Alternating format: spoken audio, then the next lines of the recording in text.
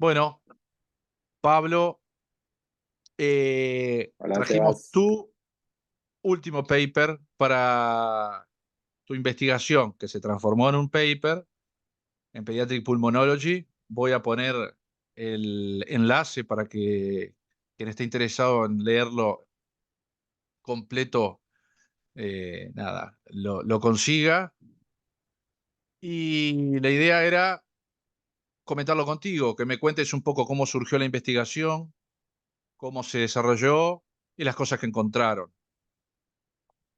Así que, como quieras, ¿querés Bueno, que comparta pantalla compártelo si yo, si quieres querés? y lo vamos usando, pero mientras tanto te voy contando. Pues en Dale. principio, desde hace varios años venimos trabajando en tratar de hacer investigación en el uso de las cánulas de alto flujo, sobre todo dada la controversia que generan, eh, a pesar de su amplio uso y su uso masivo.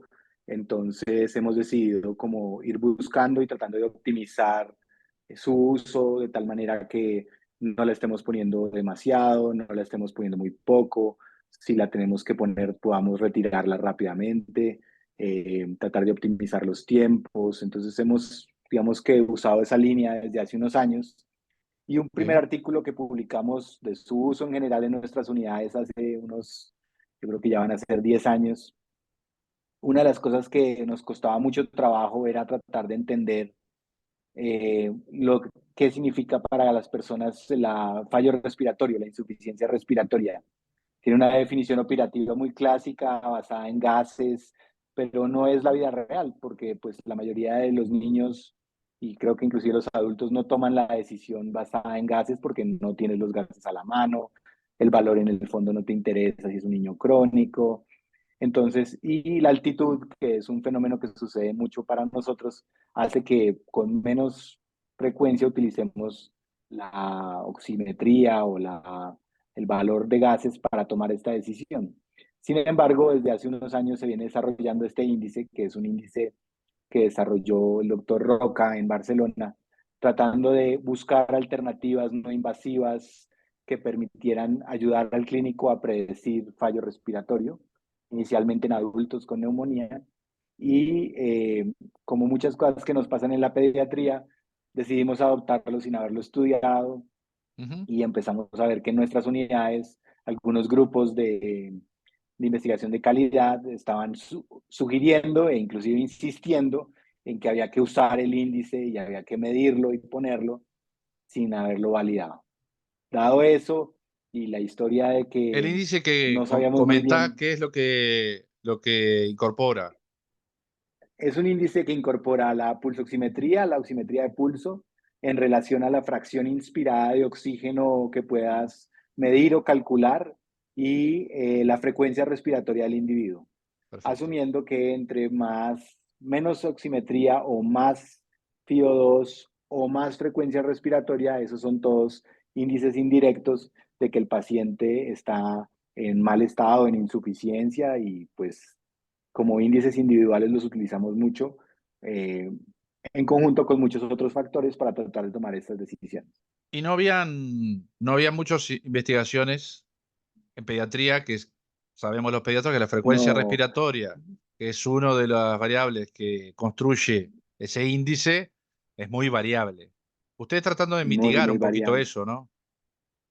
Sí, lo que intentamos hacer fue tratar de los poquitos que ya habían empezado a aparecer en la literatura, e inclusive el primero nuestro, nosotros calculamos el índice ROX en ese momento, pues eran niños de todas las edades, de todas las enfermedades, y pues eso hace que sea muy difícil la variabilidad en niños. Si alguien, digamos, no, de pronto no sabe pediatría, pero un niño pequeño puede tener una frecuencia de 40, 50 fácilmente estando sano, y un niño sano adolescente puede tener la frecuencia de un adulto de 15, Claro. 20, y realmente esa variabilidad no permite que pudiéramos usar el índice ROSA a todas las edades. Han intentado hacerle trampas o ajustes como indexaciones que utilizamos mucho en la pediatría para otras cosas, pero nosotros lo que quisimos hacer fue escoger una enfermedad más o menos homogénea, que es, digamos, las enfermedades respiratorias bajas de los menores de 2 años, y una edad que, aunque es un rango amplio, digamos que tiene cierta variabilidad que es más o menos parecida, o eso pensábamos. Bien, y por eso utilizamos este rango. Tratamos también de hacerlo multicéntrico, eran varios hospitales para que hubiera diferentes factores bien, como quién toma la decisión de la insuficiencia respiratoria, qué protocolo utilizan para definir insuficiencia respiratoria, si es que existe algún protocolo.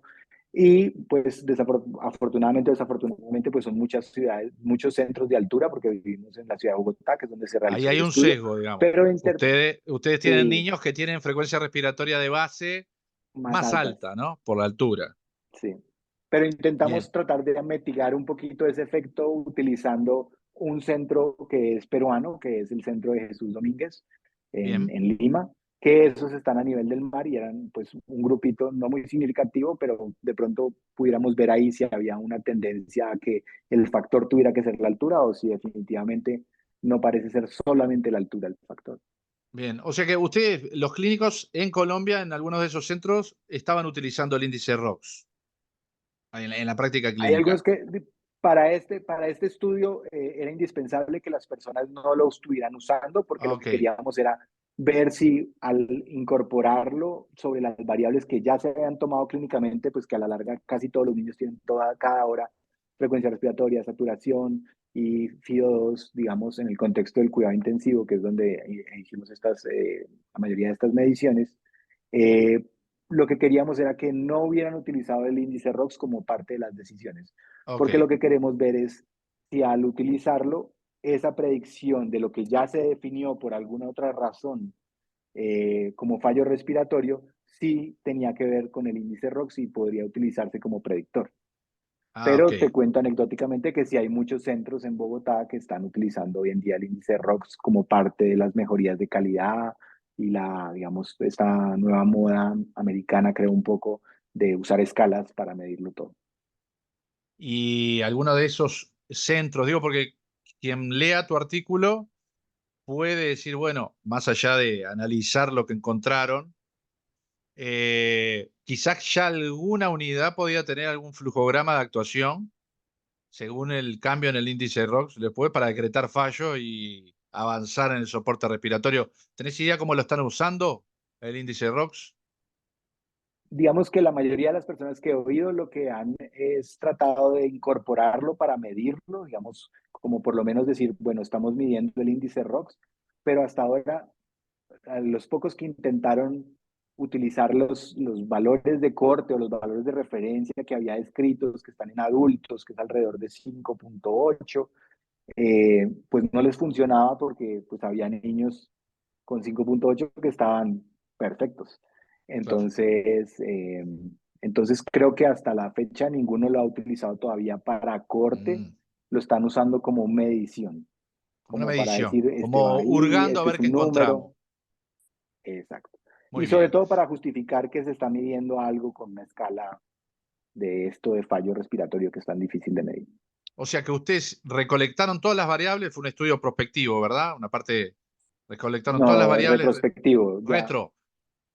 Bien. sí, ya había sucedido el evento de fallo, ya había Ah, ok. sucedido el paciente, el desenlace, y fuimos otra vez a tomar las variables clínicas a través de historias electrónicas y con esos datos reconstruimos el índice ROX para ver si él sí hubiera podido predecir en algún punto en las primeras 48 horas ese fallo. ¿Cómo definieron fallo ustedes? Porque ese es un gran diferencial Es de una los gran, de estudios, hecho, ¿no? de ¿Qué los es revisores fallo? nos hicieron grandes preguntas. En principio, nosotros definimos fallo como aquel que le quitaron el dispositivo para avanzarlo a un dispositivo de mayor capacidad, que en su mayoría fue ventilación mecánica invasiva. Ok. Eh, teníamos potencialmente, digamos, lo aceptábamos como una razón de fallo porque nos interesaba ver también que podía ser que algunas personas tuvieran que quitar el dispositivo para avanzar otro, pero fuera por incomodidad, por falta de confort, que creo que le pasa mucho, por ejemplo, a los sistemas de BNI, digamos, de presión positiva. Sí. Pero en el caso de nosotros, aunque ese era un factor, pues en realidad solo hubo un paciente que por disconfort y sangrado nasal deciden ponerle una máscara de no reinhalación para cambiarlo por la cánula de alto flujo. Perfecto. El resto de los casos, el fallo es por intubación. La mayoría de estos pacientes o eran criterio de inclusión que estuvieran en UCI ya o había pacientes que estaban fuera de UCI tratados con alto flujo. No era criterio, podían haber empezado el uso de la cánula de alto flujo en los pisos o en el servicio de emergencias, pero en general, pero creo que tiene que ver un poco cómo lo manejamos todavía aquí en Bogotá o en Bogotá, es que lo escalan a la unidad de cuidado intensivo cuando tiene cánulas de alto flujo. Bueno, vamos, vos que te gustan los datos, vamos a tabla uno que Entonces, 6 centros, ahí estoy viendo. Los índices, si querés, ¿la ves bien? sí, digamos que en principio aquí lo que estamos mostrando es que tanto los pacientes tenemos los pacientes, digamos, totales y los pacientes que lograron mantenerse en la cánula de alto flujo y no necesitaron nada más, que los vamos a llamar éxito, y Bien. aquellos que tuvieron que escalar al otro sistema que llamaremos falla. En principio, como ustedes ven, en cuanto al valor total único de todos los valores posibles de índice ROX, sí son mayores los índices, mayor el número de los que sobreviven de los que fallan desde el punto de vista estadístico. Tanto esa versión con una versión que adaptaron recientemente en un estudio americano, que era incorporar la frecuencia cardíaca como otro factor que podría clasificar los fallos respiratorios de los no respiratorios, además del índice ROX clásico. Ok. E inclusive, si tú ves la saturación, la SAFI, la saturación en relación a FIO2, también es mayor en los pacientes eh, que fallan Tuvieron que éxito. los que no fallan.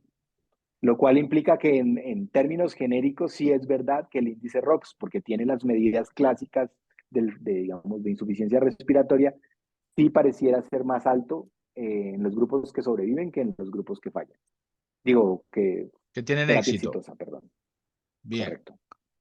¿Y por qué decís pero? También, Falta como un pero. claro, pero el problema es la variabilidad. Bien. Entonces, una de las cosas que vamos a ver en la gráfica, pero aquí podemos ver es, por ejemplo, tenemos que hay centros que tienen más fallo que otros.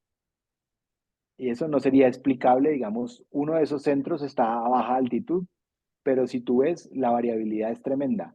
Hay un centro que tiene, comparado con el centro de referencia, que es el centro que menos fallas tuvo, 6 veces o 7 veces más fallas. Algunos otros centros solamente 3 veces más fallas. Entonces, realmente uno de los factores que empieza a verse aquí, que lo habíamos visto en el primer estudio, que aquí hicimos una cosa que les voy a mostrar más adelante, que es muy interesante, hay diferencias en los centros. O sea que el hecho de estar en un centro u otro centro hace que tengas más fallo respiratorio de forma independiente, como ven el OR ajustado, Mm, independientemente del ROX que tuvieras, independientemente de algunas variables como significativas, tienes más fallo. Y eso pues empieza a meter una cosa que hemos discutido tú y yo mucho, que es la variabilidad que produce eh, los, los, eh, los profesionales que están cuidando a estos niños y que a veces no tenemos en cuenta en la investigación. ok. O sea que la pregunta que te hago es, ya que estás en México, trayendo a colación el Chapulín Colorado, cuando decía, lo sospeché en un principio, ¿no? Algo así decía, ¿lo sospechabas esto de que podía haber Sí, variabilidad entre los centros y que la toma de decisiones capaz que no iba por el lado del ROX, sino porque en el artículo, que es para mí de lo más interesante que hicieron ustedes, está bien disecado eso. Ustedes fueron a ver que las variables más importantes para gritar éxito o fracaso no iban quizás por el lado del ROX, sino por el lado de, o el centro, o mismo dentro del centro, personas, que a fin de cuentas los que toman las decisiones son los médicos. Contame un poco eso. sí, en el estudio inicial, el estudio que habíamos hecho en la primera vez, solo tenía 2 centros en ese momento. Y una cosa muy llamativa y que no podíamos explicar por los datos era que en un centro casi que el doble de los pacientes requerían ventilación mecánica invasiva después de una cánula de alto flujo.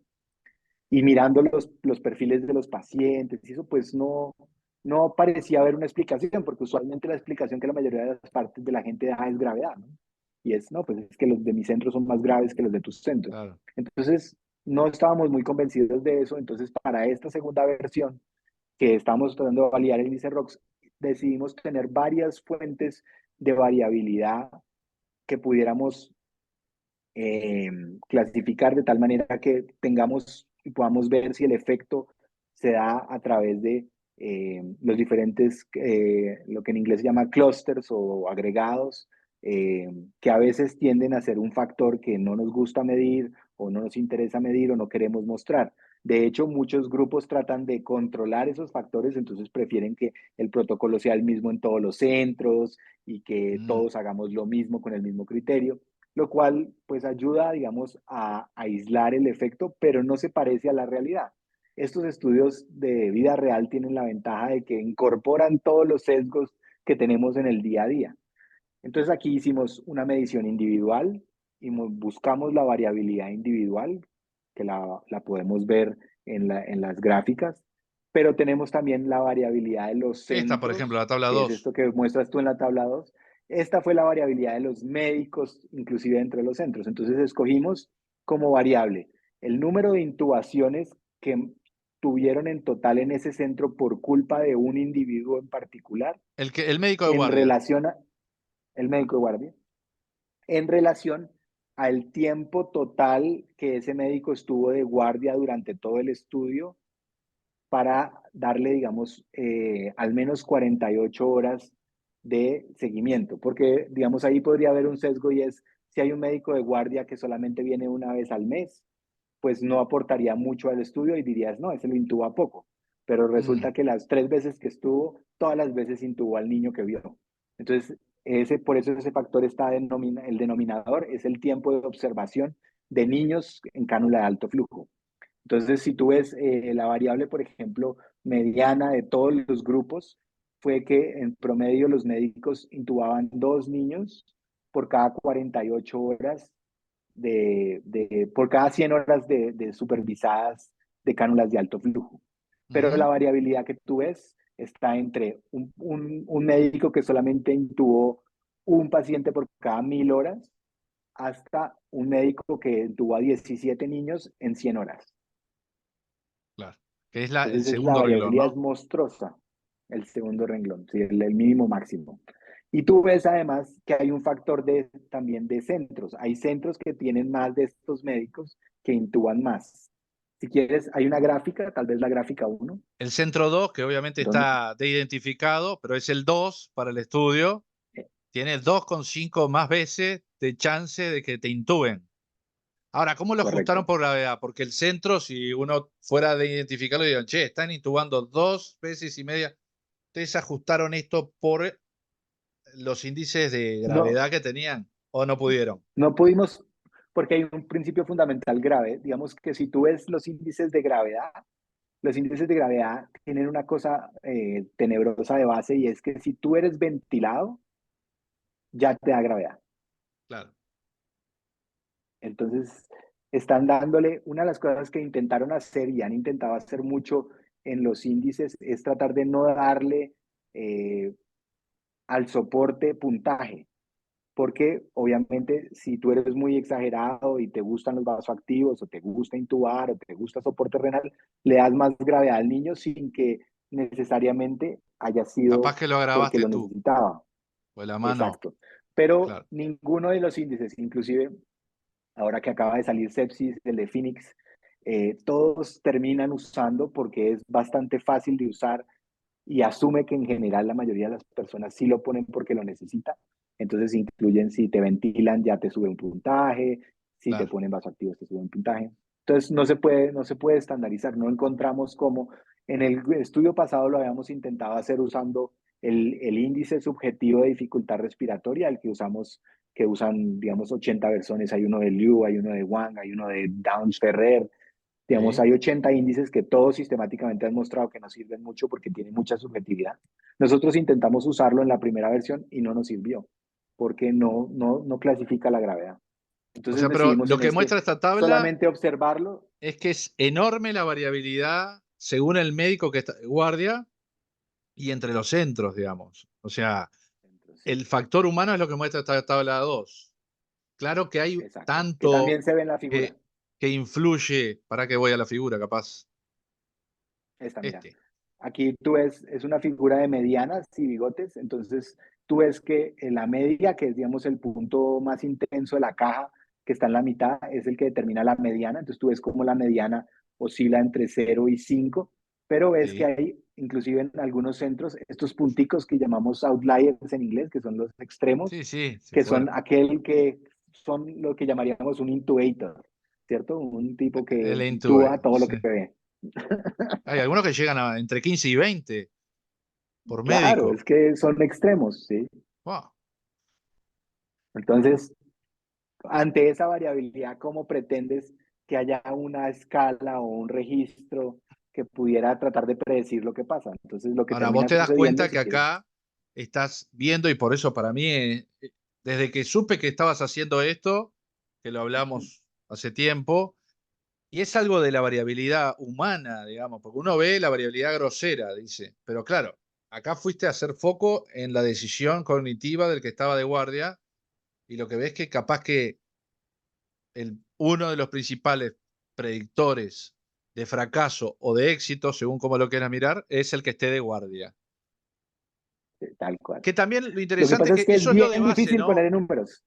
Claro, porque hay algo que es más interesante todavía, que es como más profundizable en el estudio, que es que no hay alguien que sea, quizás hay gente que sea intubator de base, ¿no? Ya sabés que su abordaje, pero cualquiera de nosotros nos podemos transformar en un intubator, porque, y eso es algo que hemos hablado con Nicolás Monteverde, por ejemplo, Nico acá, que muchas veces vemos que conforme avanza una epidemia rápidamente y empiezan a haber, ¿no?, oleadas de pacientes, la tasa, o sea, el umbral para intubación es más bajo, porque en realidad el niño con no invasiva da muchísimo más trabajo, entonces inconscientemente uno como que se rinde antes. Entonces, o capaz que influye, que eso no sé si ustedes lo tienen pensado hacer, que es ver qué día de la semana, qué horario del día, no es lo mismo intubar o tomar decisiones con hambre que sin hambre, con sueño que sin sueño, o factores que están estudiados de Tversky, Kahneman y todos los sesgos cognitivos, que es hasta si el día previo habías ido a la cancha de fútbol y había perdido tu cuadro. Puede que estés en una, hasta como manejando, podés estar más agresivo o a la inversa, estar más contento, tratar de ser mucho más gentil. ¿Cómo lo discutieron entre el grupo de ustedes que investigó esto?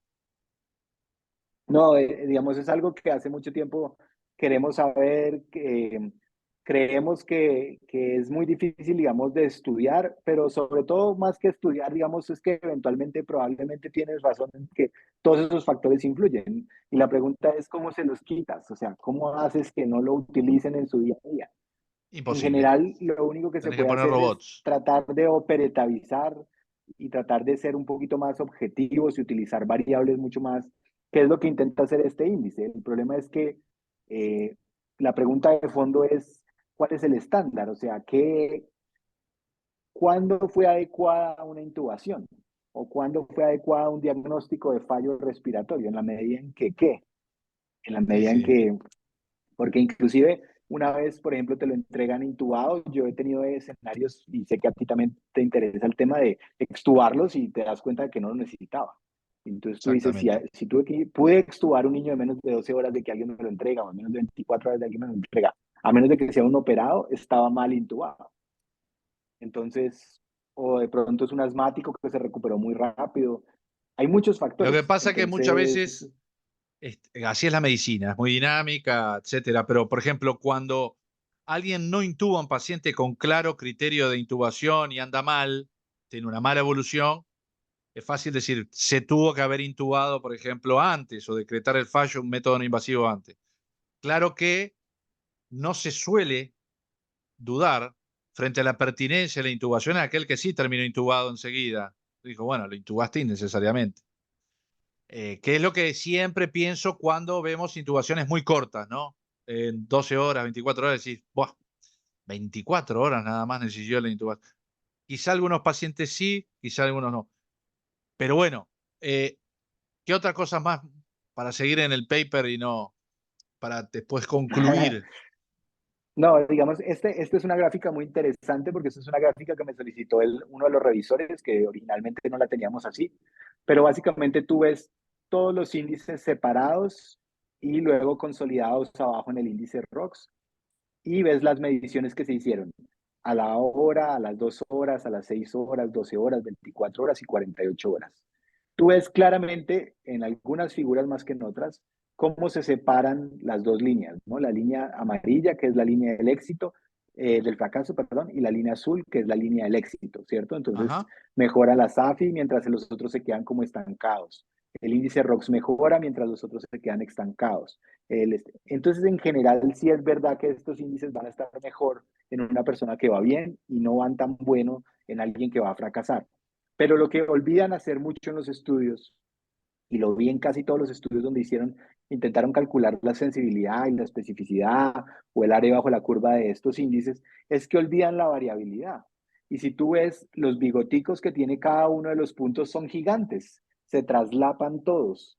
Claro. Entonces, tienes una cantidad de niños que tuvieron unos índices malos o unos índices buenos y terminaron en fracaso.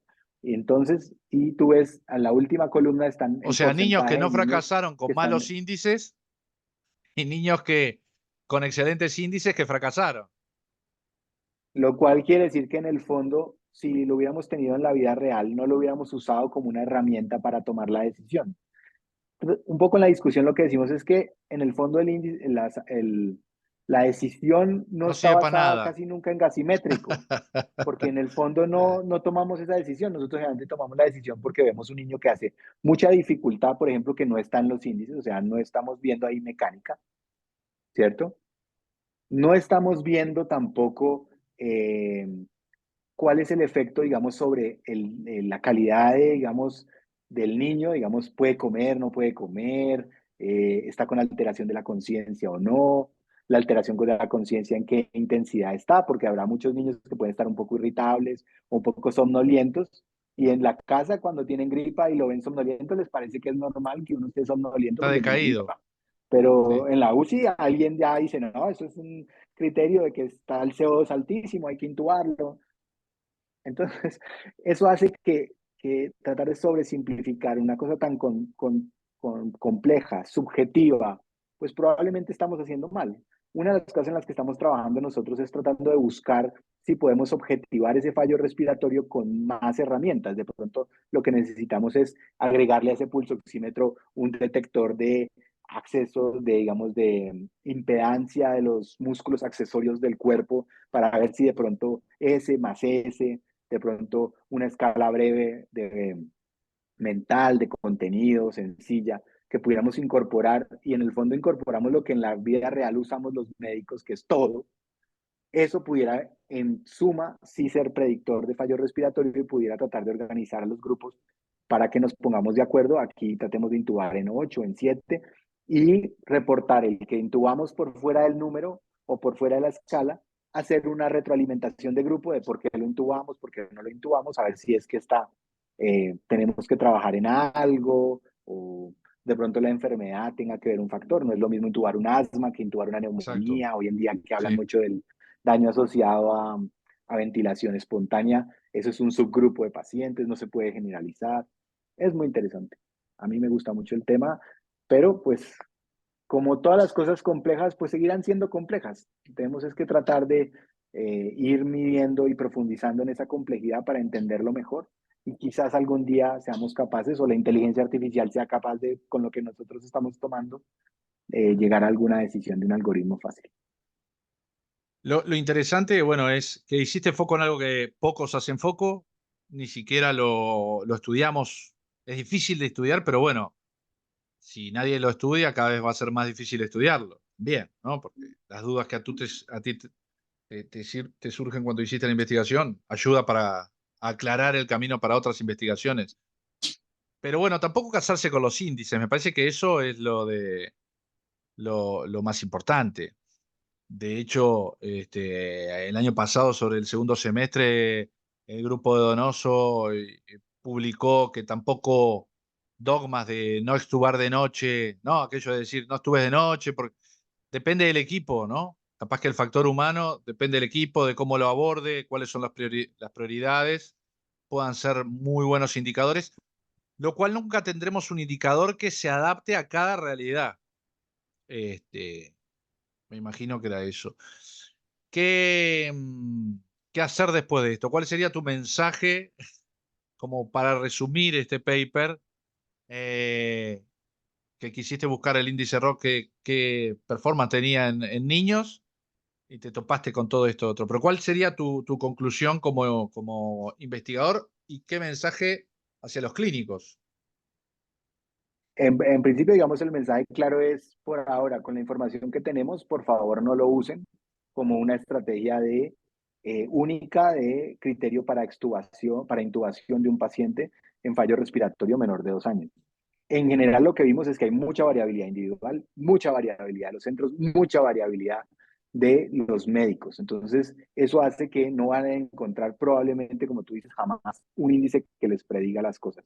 Sigan utilizando el juicio médico, la interacción de los tres grandes sistemas para tomar la decisión. Seguiremos trabajando en estrategias que permitan de Disminuir esta pronto variabilidad. objetivar o simplificar esta variabilidad y disminuirla, pero digamos que lo complejo es complejo y simplificarlo a veces hace más daño que beneficio. Yo entiendo que la tendencia moderna es tratar de unificar para que todos intubemos igual, pero pues desafortunadamente en estos escenarios todavía no se da y tratar de obligarlo o imponerlo probablemente haga más daño que beneficio. Entonces, yo opino fuertemente que no deberían todavía utilizarlo y no seguir manteniendo el criterio clínico que tiene muchos defectos como mencionamos, pero es en el momento el que ayuda a proteger más a los pacientes, tanto para intubar al que haya que intubar como no intubar al que no haya que intubar. Pablo, felicitaciones por el trabajo. Muchas gracias. Vamos a ver qué discusiones dispara. Y bueno, será hasta el próximo paper. Ya hablaremos porque tenés unos cuantos en la máquina Fabril de investigación. Pases Vale. bien. Sebas, muchas gracias nuevamente por la invitación. Arriba.